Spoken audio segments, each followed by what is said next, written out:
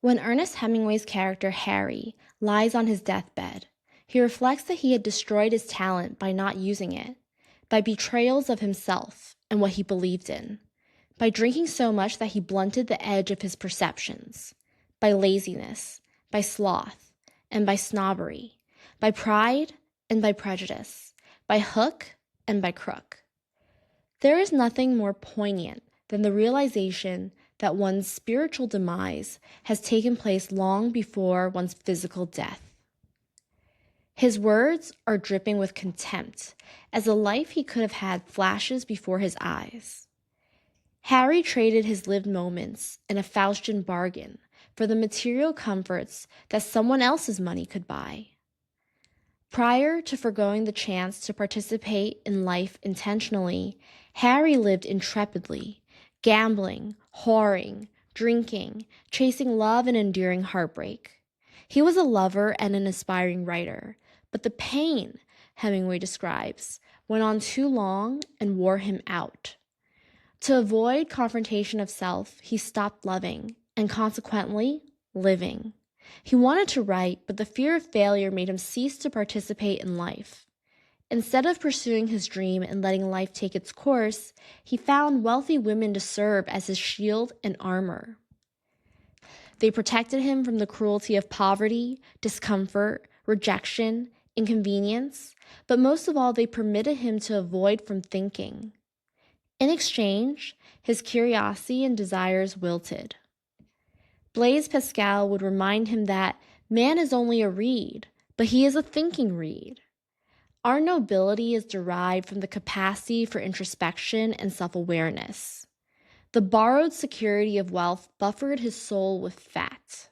Harry could afford to delay thinking about his condition, and he made a career out of pretending to love his companions, but never allowing them to truly affect him. He had sold vitality in one form or another all his life, and when your affections are not too involved, you give much better value for the money. Harry provides a cautionary tale of wasting one's life grasping for the low-hanging fruit. The pursuit of realizing dreams and creating the ideal life is what propels us from complacency into a higher realm of existence. Life is meant to be challenging, idealistic, aspirational, because the hunt is sweeter than the kill.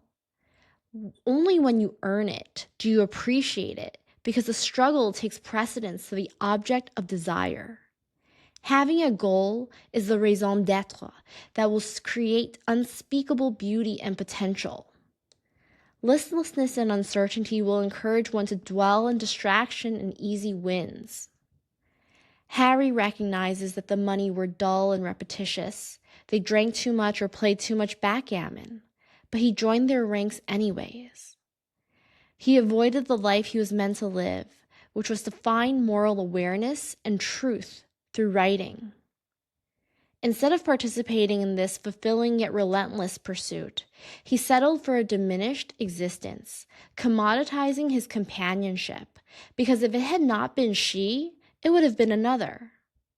He became a product that earned his keep through a performative partnership, as opposed to experiencing the beauty around him. He lost his curiosity. He would exploit instead of explore. And the irony is, he dies in self-denial, futilely claiming, the only thing I never lost is curiosity. Even though Harry was materially accounted for, happiness eluded him. Jacques Lacan imparts to us desire isn't about obtaining, it is in the act of wanting. The optimal state of living is seeking the wholeness of self through meaningful participation, a state of constant growth and constant renewal. That is what will expose you to a range of emotions, vibrations, and hues that will be a lungful of oxygen. As he lay on his deathbed, Harry's mind does not spend its last 7 minutes relishing in a final surge of gamma oscillations that curates his happiest moments. His one moment of truth is when he admits that he wished he had written. In essence, He is saying he wished he had lived. Now he would never write the things that he had saved to write until he knew enough to write them well. Well, he would not have to fail at trying to write them either. Maybe you never could write them, and that was why you put them off and delayed the starting. To evolve to our next phase, we need to put ourselves in uncomfortable positions that will stimulate growth. Rejection and unpleasant emotions are necessary encounters for us to differentiate ourselves from the ordinate reality. I had a period of my life that I found refuge in a Helen of sorts. I hid from the world, I surrendered my autonomy, and I stopped making decisions for myself because I was scarred by the past. I distinctly remember how it pained me to reread my old journals because I was afraid of confronting who I once was, afraid of what I would find, afraid I wouldn't like what I found. Soon, though, doing what I was told made my eyes lose their luster. Avoiding decisions because it seems safer is folly, because no one will make the right decisions for you. They will make the right decisions for them. No one will love you as much as you love yourself. Everyone is selfish, and that is fine. Therefore, you must act for yourself. Life requires participation. There are no safe shortcuts unless you wish to end your existence before your death. What it means to be fully human is to strive and experiment.